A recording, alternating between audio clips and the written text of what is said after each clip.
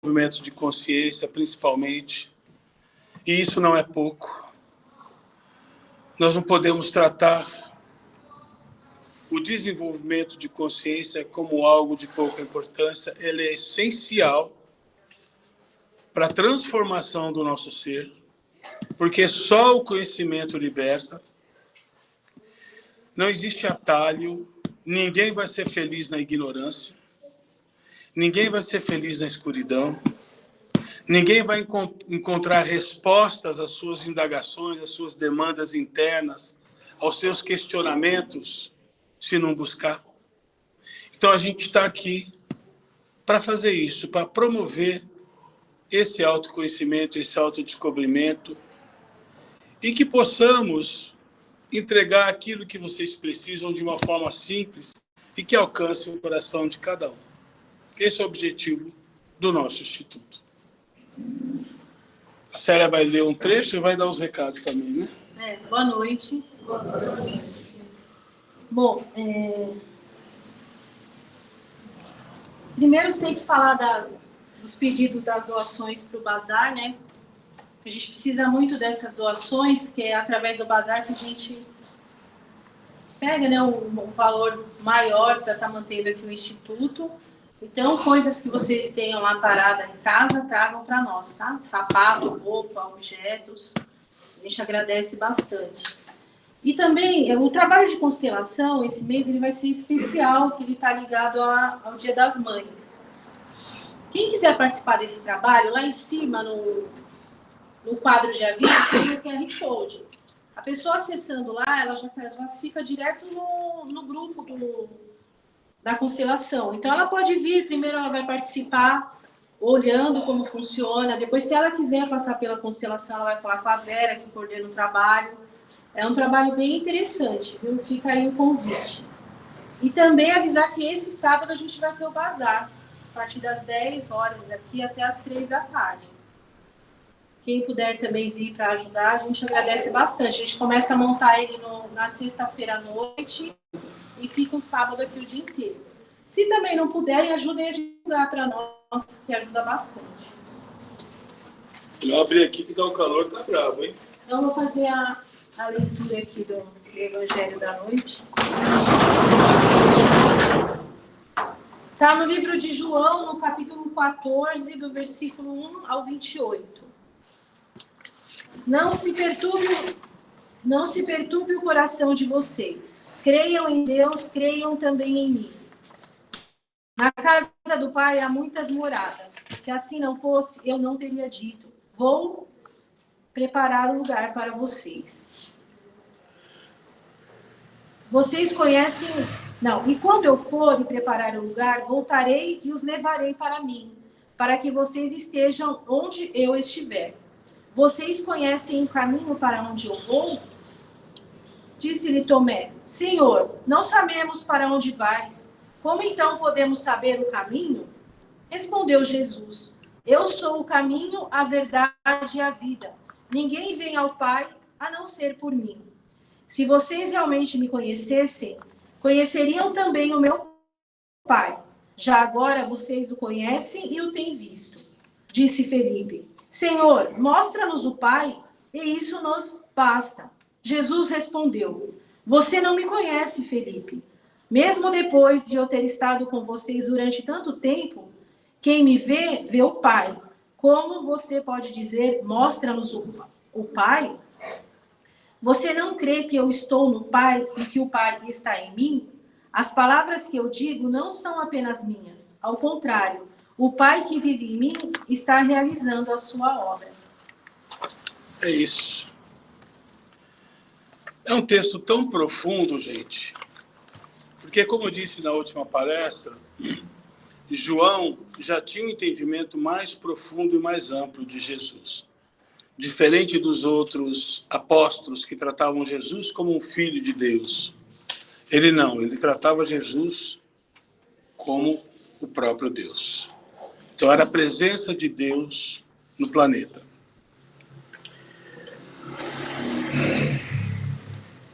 Ele diz o seguinte, ele começa dizendo o seguinte, a gente vai explorar esse texto parágrafo por parágrafo, porque a gente não pode deixar de tratar da profundidade dessas palavras.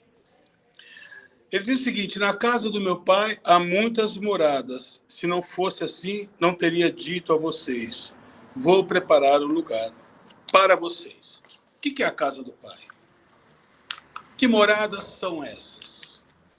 Vamos entender que a casa do pai seja o universo, né? Alguns podem interpretar que a casa do pai é todo o universo, cheio de todos esses planetas que existem, bilhões, trilhões, né? Dizem que só na nossa galáxia, não sei quantos bilhões de planetas, enfim. Essa é a casa do pai. Então significa que eu estou aqui hoje, desencarno, vou para um outro planeta, porque o planeta é adequado para mim, parará. Não. Existe essa interpretação, mas não é a mais coerente. Quando Jesus fala que na casa do Pai há muitas moradas, ele está falando do seguinte: das moradas que existem depois que a gente desencarna. Isso é dividido em faixas vibratórias. Percebem isso? Então existem faixas mais sutis, faixas mais leves, onde existe mais luz, onde os espíritos são mais felizes, e existem aquelas faixas medianas, existem aquelas faixas mais pesadas, aquelas faixas mais escuras, aquelas faixas onde há choro e ranger de dente. Existe todo tipo de morada para acolher quem desencarna. Então, eu vou ser punido? Não. Deus não pune ninguém. O espírito ele sofre muito mais para encarnar nesse mundo do que para desencarnar.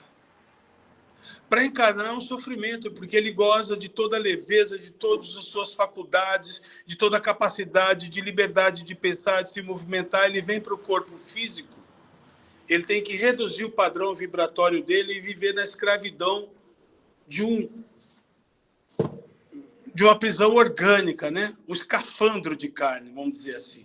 Então a gente passa a andar nesse escafandro pesado para lá e para cá, durante 50, 60, 70, 80 anos, 90, 100. Então a gente vive nessa prisão. Quando você nasce, você está entrando numa prisão. Quando você morre, você está saindo dela. Ah, então eu vou morrer, vou precipitar e vou me libertar. Não. O suicídio é a pior decisão que a pessoa pode tomar. Porque ela traz todo um conteúdo energético próprio, uma bateria carregada para viver 70, 80 anos. Se ela tira a vida com 30, ela vai ficar 50 anos sofrendo, preso ainda à experiência da carne, vendo o corpo se decompor, vendo os bichos comer, sentindo cada coisa, porque ela tem ainda o fluido para continuar viva, só que ela interrompeu aquilo. Então é uma experiência muito dolorosa. Se passar pela cabeça de alguém alguma vez esse pensamento, fuja, porque é a pior estupidez que a pessoa pode cometer, é o suicídio. Então, o que acontece? O que são essas muitas moradas? Ora, eu gosto de música clássica, gosto de poesia, gosto de literatura, eu gosto de apreciar uma boa pintura, artes plásticas, gosto de uma boa conversa, uma conversa inteligente, gosto de coisas sofisticadas. Esse é o meu eu. Você acha que eu vou desencarnar e vou conviver no meio de um monte de gente que gosta de baile funk, de barulho, de violência, de gritaria? Não. O que o universo me faz? Ele me coloca numa faixa ajustada ao meu padrão vibratório, com aquilo que eu desenvolvi sintonia. E da mesma forma, aquele que está vivendo nessa condição mais pesada, ele não vai ser punido, ele vai para um campo ajustado para ele, para conviver com espíritos que também estão naquela faixa vibratória. Porque Deus jamais vai cometer alguma violência com seus filhos. O universo ele é inteligente, ele é pensado de forma a não violentar. Imagine uma pessoa desse padrão pesado ser colocada num lugar onde tem música de câmara, onde se discute filosofia, poesia, ele ia achar um saco. Ele me tira daqui, me deixa eu voltar para o meu lugar.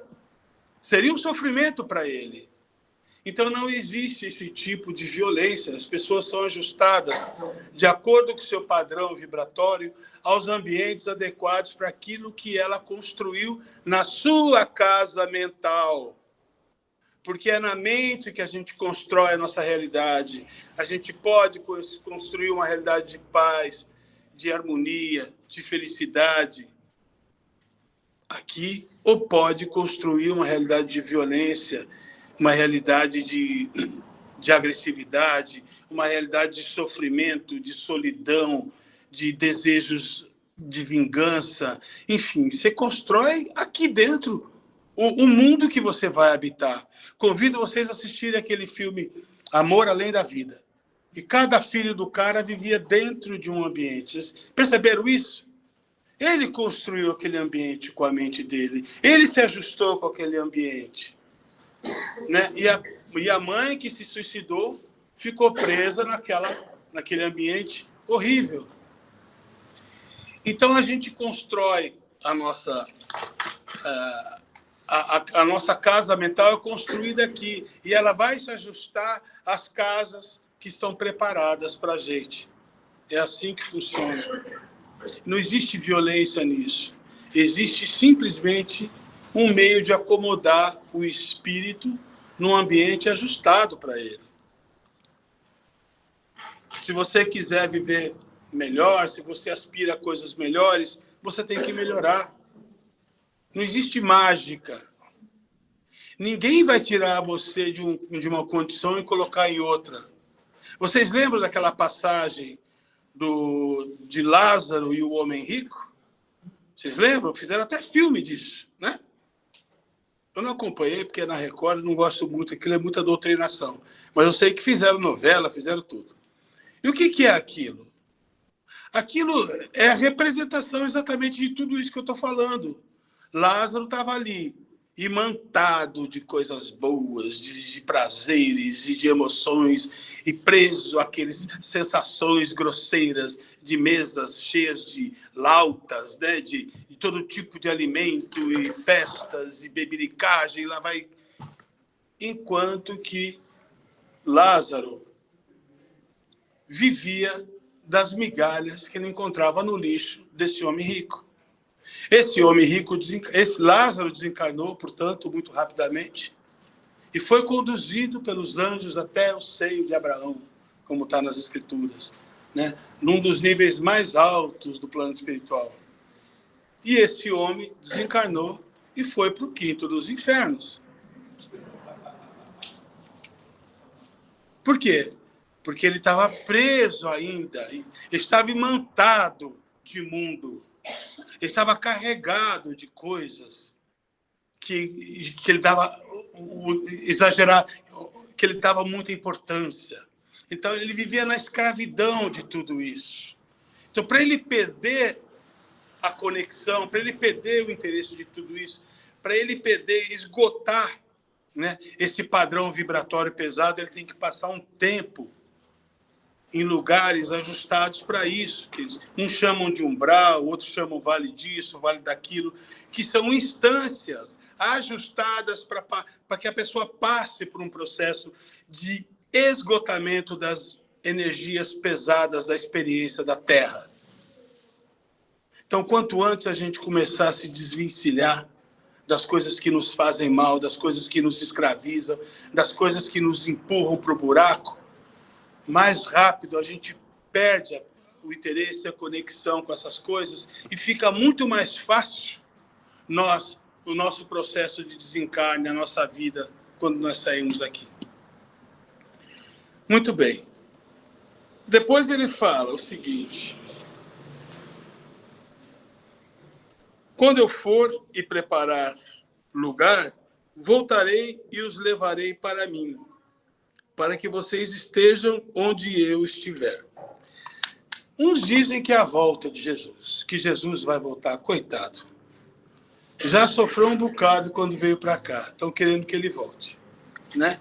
Estão querendo que ele baixo padrão angelical, padrão vibratório dele, sabe, de uma estrela de luz, para viver nesse país de novo, para voltar para esse país grosseiro, planeta grosseiro, primitivo, onde as pessoas ainda estão presas a tudo isso que eu acabei de falar para vocês. Não, gente. Quando Jesus diz que vai voltar, é porque o que representa Jesus? Quando Jesus veio ao mundo, o que veio ao mundo? Uma coisa... Puxa vida, olha aí, falou tudo. Nós desconhecíamos o que era o amor. Jesus era o próprio amor manifesto. Ele era um espírito realizado, um espírito de luz, um espírito que já estava na sua condição divina, que já realizou Deus em si mesmo, coisa que nós faremos um dia. Então, o que é Deus? Se Deus, o próprio João dizia, Deus é amor, então é o amor que encarnou. Quando que ele vai voltar? Quando o amor voltar para esse planeta. Quando que esse amor vai se realizar aqui?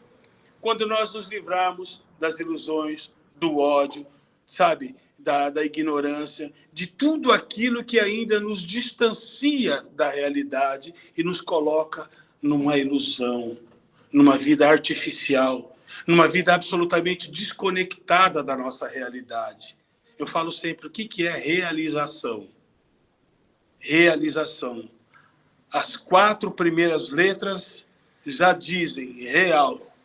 Então, realização é só você conhecer a realidade, porque nós desconhecemos, nós vivemos na ilusão de um falso eu, na ilusão do ego, na ilusão de uma vida artificial, na ilusão da escravidão dos sentidos, dos desejos, dos prazeres, na ignorância de si mesmo, do nosso poder, da nossa luz e da nossa grandeza. Enquanto nós estivermos desconectados da nossa luz, do Deus que existe em nós, daquilo que é eterno, poderoso e que brilha em nosso ser, e a gente viver agarrado a esse personagem que a gente tenta realizar, e que essa tentativa de realizar esse falso eu é que provoca todo o sofrimento que a gente tem em nossa vida, porque o próprio Jesus dizia, quem tentar realizar essa vida irá perdê-la. Quem perder essa vida será salvo, será realizado. Então, as palavras desse homem já levam a gente a fazer essa inflexão. Pô, a gente tem que mudar de direção. A gente tem que buscar algo maior. Não está funcionando. Tá bom para você? Tá bom para você? Não tá, gente. A gente vive uma vida miserável. Não importa se você tem uma condição financeira boa ou ruim, se você está na pobreza, nisso, naquilo. Todos nós estamos cheios de ilusões.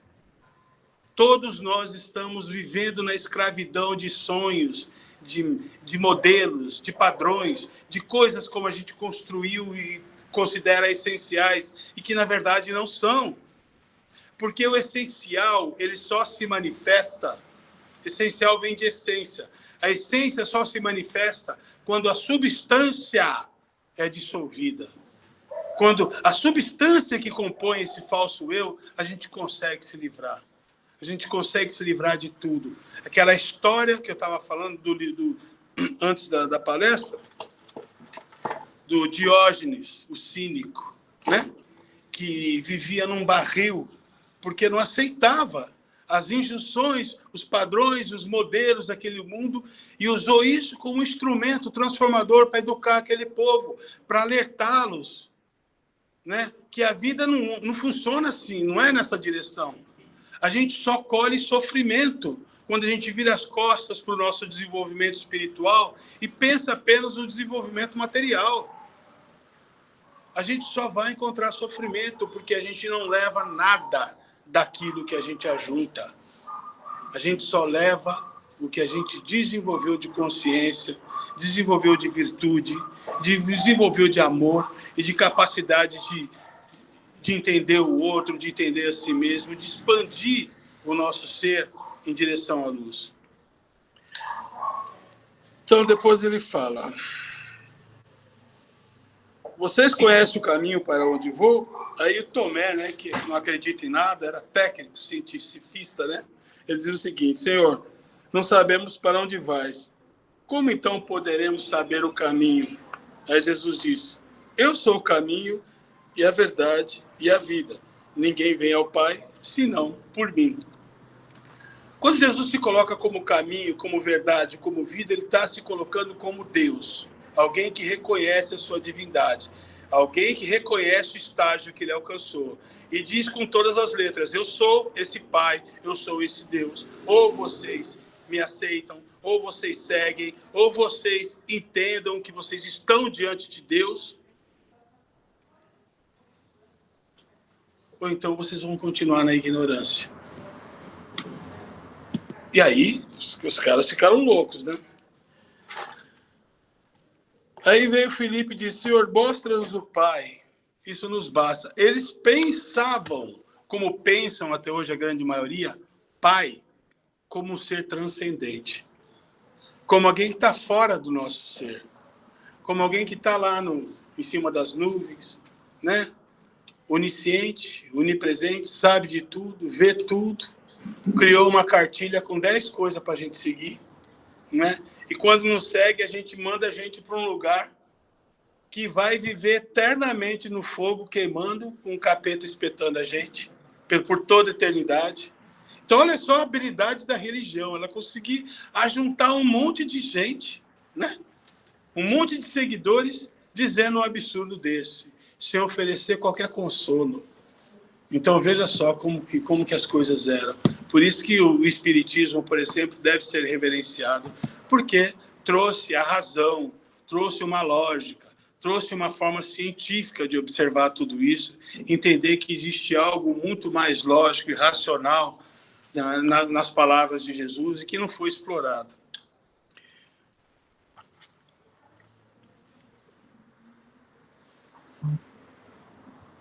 Você não crê que eu estou no Pai e o Pai está em mim? As palavras que eu digo não são apenas minhas, ao contrário. O Pai que vive em mim está realizando sua obra. Olha que coisa linda, gente. O que é o Pai que está em mim que está realizando a sua obra? Está realizando a sua obra em Jesus, está realizando a sua obra no Alexandre, na Célia, está realizando a sua obra no Bob, está realizando a sua obra em todo mundo. Porque a gente acha que está no comando. A gente vive a ilusão de que está no comando. Isso é uma ilusão absurda. Porque quem está no comando é algo maior. É uma inteligência universal. São princípios, são leis que coordenam a vida humana. E que se a gente sofre é porque a gente está se afastando desses princípios, está transgredindo essas leis, está escolhendo o caminho da ilusão, está querendo se distanciar daquilo e colhe as implicações, o sofrimento dessa transgressão. Todas as vezes que nós nos afastamos da nossa natureza, o que é aceitar que o Pai haja sobre você? É aceitar a vida como ela é. É aceitar as provas que a vida te dá. É aceitar a condição e as ferramentas que foram colocadas à sua frente para que você executasse o seu trabalho. É aceitar se você tem 10 talentos, 5 talentos ou 1 talento e que você vai ser feliz se multiplicar aquilo. Se usar aquilo para o teu crescimento e para o teu desenvolvimento. Isso é aceitação.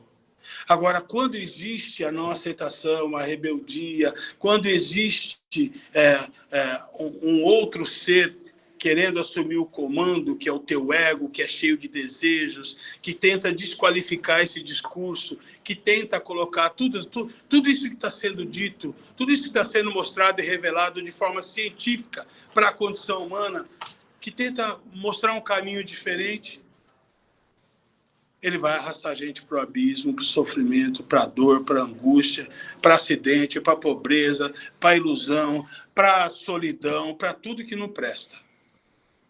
Tudo que a gente vive, tudo que não presta, é por conta de escolhas nossas. Então a gente precisa entender isso. Sartre sempre esteve errado quando ele dizia que o inferno são os outros. O inferno, a gente não pode procurar culpados pelo inferno que a gente vive. Se nós estamos vivendo no inferno, São escolhas nossas, decisões nossas, porque nós estamos no poder. Sempre. Se a gente sofre com o outro, é porque o outro aciona as coisas ruins que existem dentro da gente. Ele não colocou nada aqui dentro. Ah, eu me irritei com a Bia.